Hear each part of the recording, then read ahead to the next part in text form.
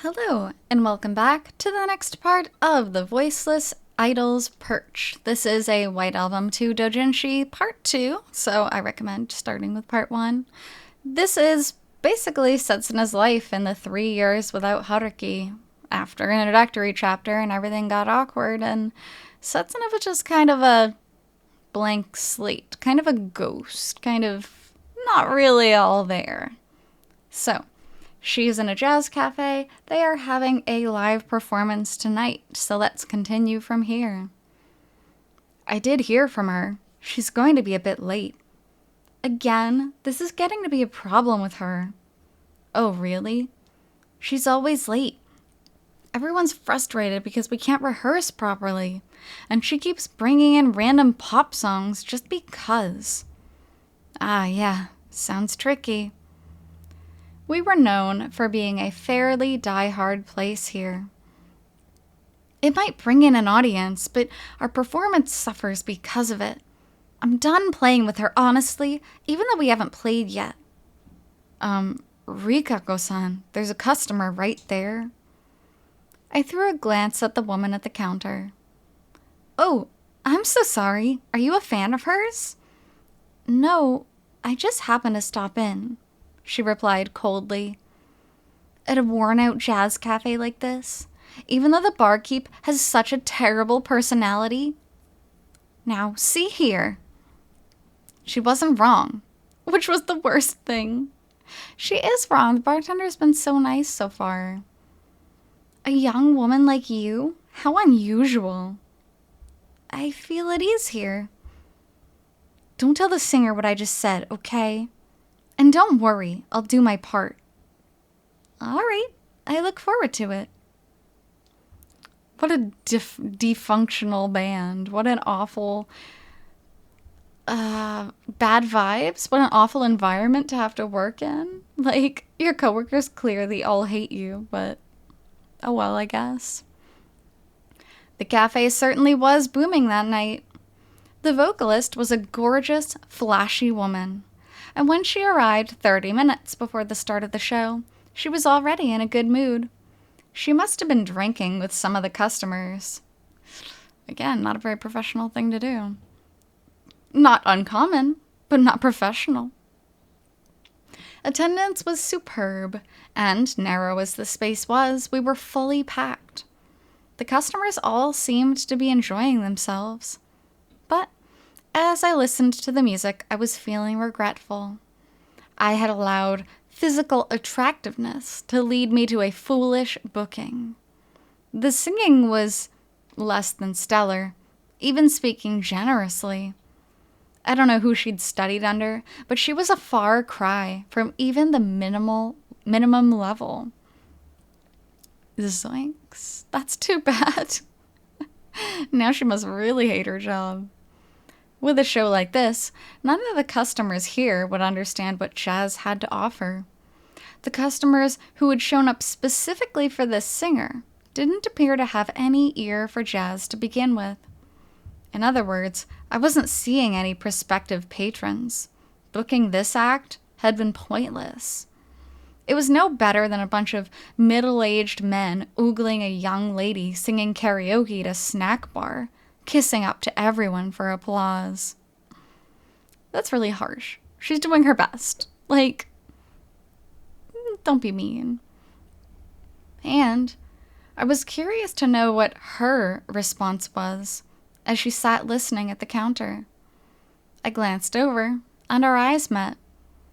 Instinctively, we shared a strained smile. She's like a geek princess, she said quietly to me during some dull MC patter between songs. What does that mean? If you have a single girl in a group of geek guys, she'll be treated like a princess, even if she's not that cute. That's what it means. That's a pretty harsh thing to say. Well, I'm saying it. I'm a mean-hearted woman. That piano player is wasted on her. Yeah. That's really mean. That is a very cruel thing to come out of Setsuna's mouth. But, granted, She is holding no airs about being polite. She's holding no airs about being prim and proper herself. She is wearing unfitting clothing. She is putting her hair up. She's putting on thick-rimmed glasses.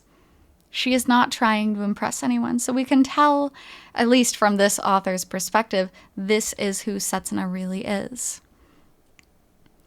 Rikako-san was doing her utmost with the piano. Her classical training had given her an excellent technique. Her improvised piano solo had also been vivid and inventive. She was amazing. But the idiots in the audience weren't paying the piano any attention. It was truly unfortunate. Finally, it ended. All that remained was the encore. I hated to think that I had burdened the woman at the counter with such a rotten singer at her first live jazz performance. Well, sounds like a pretty good excuse to ask her out on a date to another jazz performance. For our encore, we'll be playing a Japanese pop song that's a perfect fit for the upcoming season. Oh God. Seriously? This was not the kind of joint we were running. It's an old one, and originally it had a slow, disco-like beat. But when you play it acoustically, it definitely has a jazz feeling. What was that supposed to mean? A jazz feeling? Get that out of here. Rikako-san herself was wincing. Again, very pretentious. Here we go. This is White Album. Ah, I knew that one. Yuki Morikawa. Came out a little over 10 years ago. I did like this song a bit. Rikako-san played a skillful arrangement of the familiar introduction, setting the stage for the singer to enter. But around the words every day, in more and more every day, at the end of the first line, the singer flubbed the melody in an unpleasant way. Even worse, as though her nerves had snapped, she messed up the lyrics twice. Even I caught it. This was a problem. A performance like this would never bring money in. I leaned against the counter and sighed. Bang! Bang, bang. Oh, somebody's gonna be very, very angry, especially someone who's as big a Yuki Morikawa fan as Setsuna is. A blow sent reverberations up through my arms. I faced forward, startled. She had her right fist clenched tightly on the counter where she'd slammed it down, trembling. She was looking at the singer. I stared at her, astonished, but there was none of the usual emptiness in her eyes. It was anger, a burning rage that seemed as though it might explode at any moment. Loathing arose in the corners of her eyes, and faint furrowed lines appeared in her young brow. And this was kind of the thing with Setsuna's route, where she was just kind of nothingness, small talk, not showing her true self.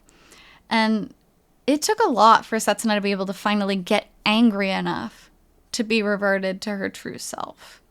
I'm not saying that was the best way to bring it about, but it definitely did. And here we're seeing the same thing.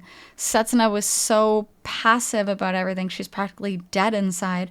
And now she's finally feeling something. Although it's anger, that's not necessarily the healthiest emotion. At least she's feeling something.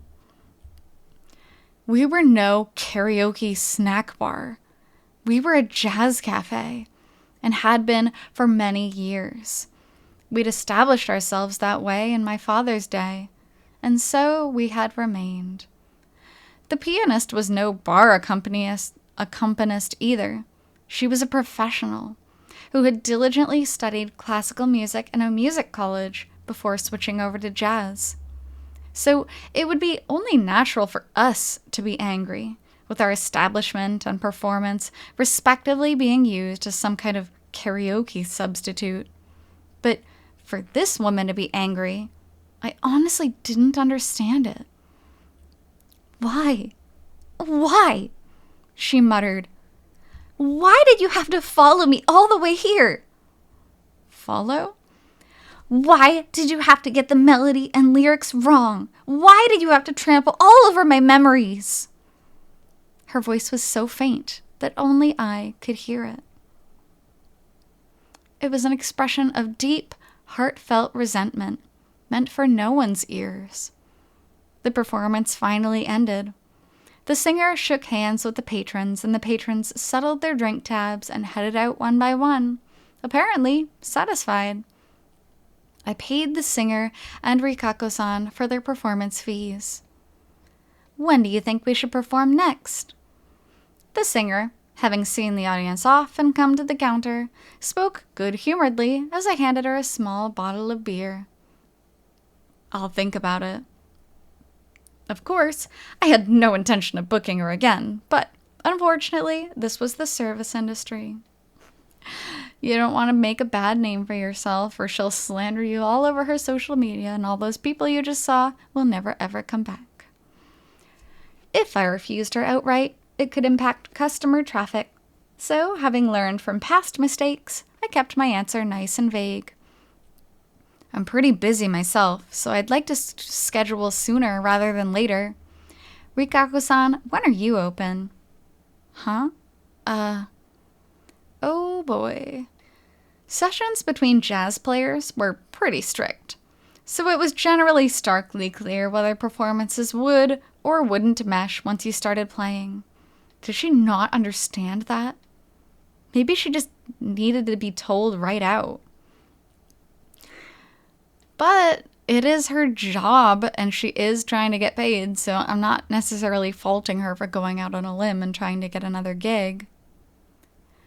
Right as I was pondering this, the woman at the counter muttered, "Nice work."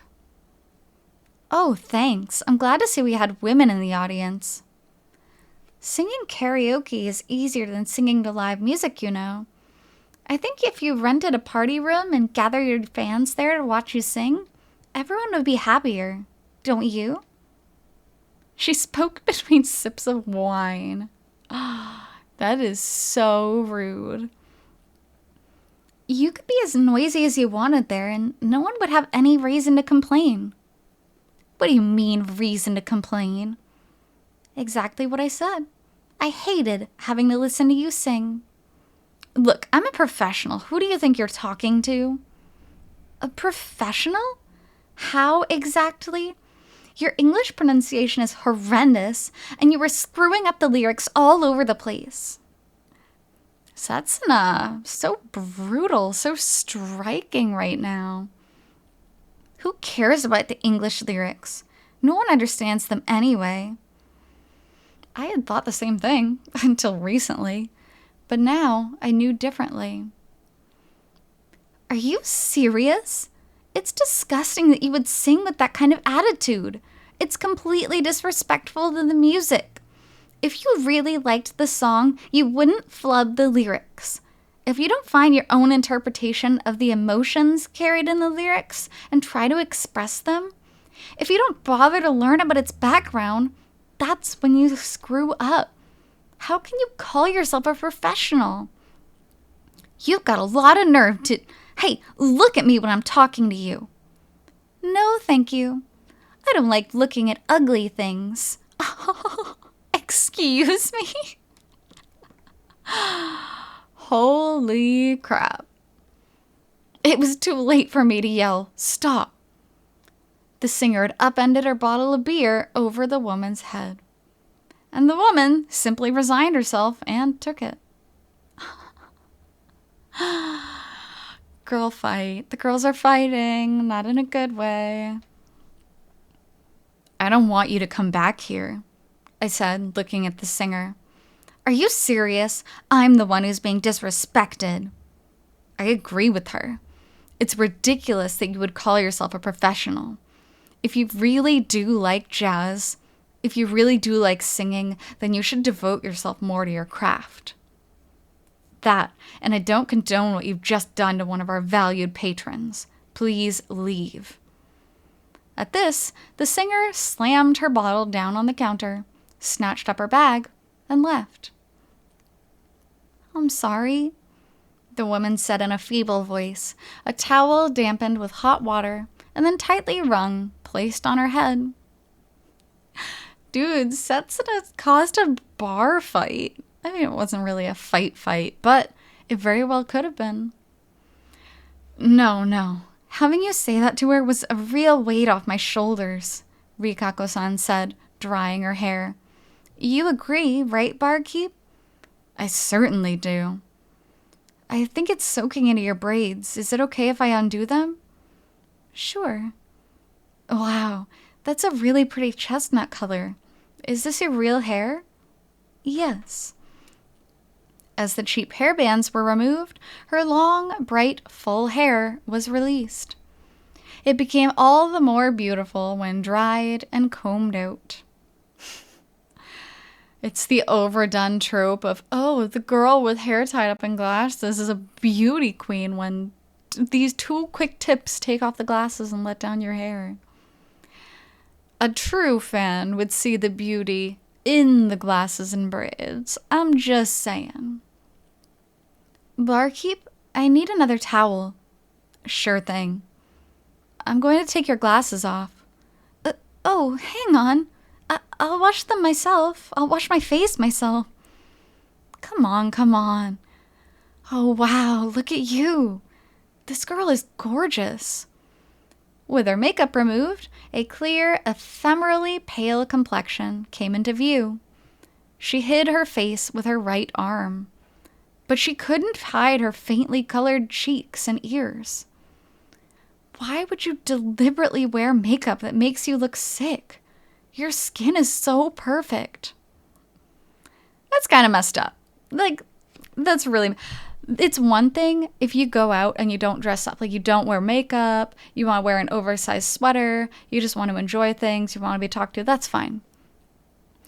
But purposely wearing makeup to make yourself look sick, that's a little bit, mental, I think. That's not normal. That is beyond normal. I don't want to draw too much attention. Oh? So you know that if you were to wear normal makeup, you're beautiful enough to draw attention? Rikako's tone was light and teasing. But the woman's face grew even redder, as though Rikako had hit the nail on the head. You're gorgeous yourself, Rikako-san. Why, thank you. But not enough to suit those fake glasses. Am I right? Huh?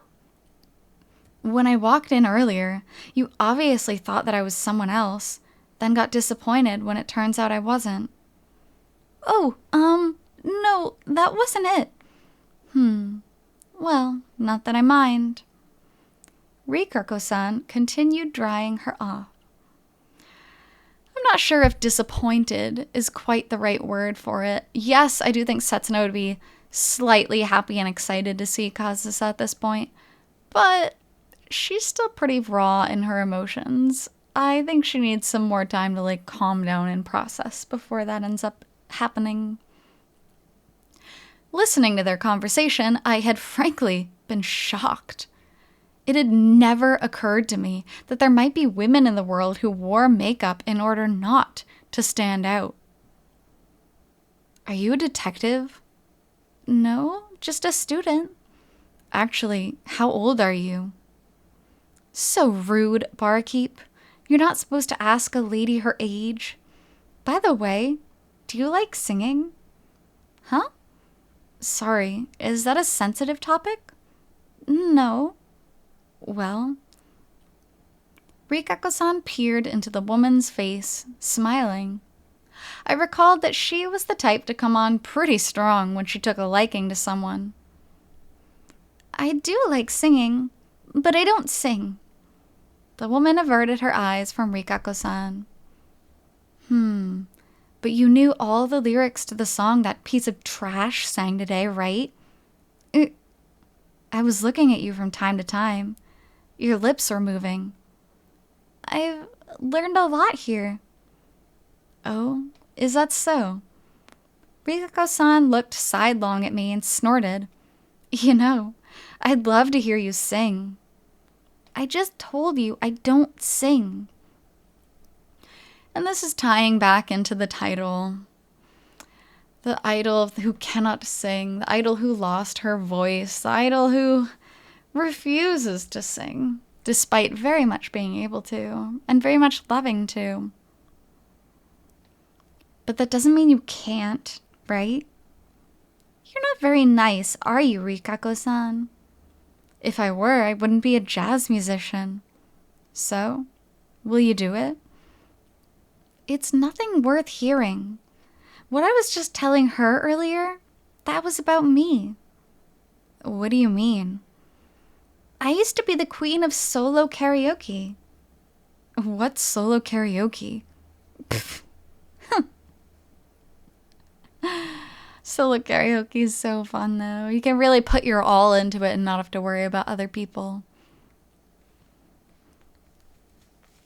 Exactly what it sounds like. Doing karaoke alone. You sound pretty proud of yourself. You like singing that much? Please just drop it. Come on. This world is full of old guys, and I'm finally meeting a cute, pretty girl. I can't drop you now, Rikako-san said, embracing her. So, who taught you? No one. Another thing about Ushineko is Ushineko really likes Yuri. This is not the first doujin to actually have, maybe not a lesbian, but at least a bi girl in it. So, it could just be regular teasing. Or it could be that this woman actually does like women. Rikako-san peered into her face, toying with her hair. When I was a senior in high school, I did some training with a pianist in my class. That's about it. Is that good enough for you? Though she sighed deeply in annoyance, I saw something playing at the corners of her lips, troubled and yet relieved somehow. Either way was fine. Compared with her sitting and drinking dead-eyed at the counter, this embarrassment in the face of someone else's friendliness made her feel far more alive. By the way, what's your name? I won't force you. The woman sighed once more. Setsuna Ogiso. I'm a second year in the Politics and Economics Department at Hojo University. Oh, this is important. If you have a breakup, if you're going through a really hard time, you need to get out there and you need to meet people. I'm not saying date people. You don't have to date people. But you go out and you make new connections and then you realize, you know what? There's more to the world than just this one guy that broke my heart. And that's exactly what Setsuna is doing. Now we know from White Album 2, since it picks up in CC, whatever is happening right now doesn't necessarily stick. Which is sad. It's sad to kind of know the future. But in this reality, I like to go ahead and assume that Setsuna has made some very, very good friends here. And that brings us to the Voiceless Idols Perch, Part 4. That snow, 2 years later. Afterward. When she told me apologetically that she was still 19, I freaked out. Because that is underage for drinking in Japan. Why didn't you tell me you were underage? Because you never asked. Hey, you... Well, that's that. Your fault, barkeep. You failed in your duty to verify her age, and you broke the law by serving alcohol to a minor. I've already alerted the police.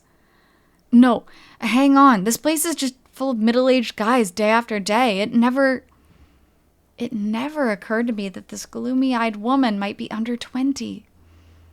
Please don't call the police, Setsuna said. Oh. And then Setsuna goes to jail, and that's the rest of the doujin. The end. Such a serious reaction. I'm kidding. Well, the barkeep here is just a simple jazz nut, and he's fully devoted to his wife, so he doesn't pay any attention to other women. Oh, barkeep is married. Too bad for Setsuna. Hey, Rikako-san? I could do without her ragging on me. Anyway, I can't give you any more alcohol. Oh, come on, barkeep. I know you were drinking when you were in high school. Trying to play the rule keeper now looks pretty lame. I mean, this is a jazz club. You get those kinds of hooligans all the time. I don't think hooligan is a word people use anymore. Exactly. Wrong era. Wrong era entirely. I mean, yeah, he could risk continuing to let her drink, but if anyone who came in who knew Setsuna's age saw her, that spells big trouble for the bar. That is really, really not a risk that they should be taking. Back in the day, jazz clubs were full of students campaigning for the all-campus Joint Struggle League. Weird middle-aged guys whose jobs weren't really clear. Tough high school kids who couldn't fit in. Basically, types who'd been forced out of society. This was a place for lonely guys to be alone. Drinking their coffee, staying too long on a single bottle of beer, smoking up tons of cigarettes, regardless of their age. That's not the clientele we get now. Good point. Now we just get boomers who have a little money to spare. All they talk about is whether they've got an original of this or that record, what they couldn't snag in an auction, what they managed to settle off high. It's like small-scale speculation. They don't even smoke cigarettes because they care about their health too much. I was getting a little fed up with it. Okay, criticizing people for being healthy and making healthy decisions, that's pretty lame. Not smoking, not drinking, these are very good things for people, but they're like, oh, man, they don't even smoke anymore. What's this world coming to? Well, you're seeing more and more musicians even who don't smoke or drink. The world just isn't what it used to be. It's so stupid. This is like, this is what sounds like a boomer conversation to me. What was it young people called it? Jumping the shark? Hang on. There are musicians who make their living in this world. Cut it out. You're depressing me. Yeah. Sorry. I was getting a little depressed myself. I don't know how things were then or how they're going to be, and honestly, I'm not all that interested, Setsuna said with cherry blossom lips. But this cafe is the only place I can spend time alone, at ease. Yeah. Now, as then, this was a place for people to come and be alone. So, I'd like things to keep going as they have been. Of course. Even after this incident, the frequency with which the woman calling herself Setsuna visited the cafe did not change. Has that girl been here recently? Lately? Rikako-san started stopping in whenever she was performing nearby. Nope, haven't seen her. It's a weird sentence transition from the frequency with which she visited did not change, and then 3 sentences later, no sign of her. Like, okay. Think she's a shut-in or something? She tends to come here on Saturdays, and she always leaves at 9. Wow, you've got her whole schedule in your head. I mean, she's a regular. Oh, coming in once a month makes someone a regular? Reikako-san smiled impishly. Sounds like you got yourself a favorite customer. Shut up. That girl? I feel like she might be having a painful time in love. I wouldn't know. But even as dense as I was, I could certainly imagine that. I mean, it's not that hard to figure out why a young girl might be that depressed, especially when that song, they were talking about the cheating and Setsuna was talking about that specifically. Come on. It doesn't take a rocket scientist to put those pieces together. So with that, before we get deeper into them discussing Setsuna's possible traumas, I think we'll stop off there for today. So, Thank you ever so much for joining me on this Doujinshi reading from White Album 2, and I'll be back with the next chapter shortly. Until then, hope you take care. See you!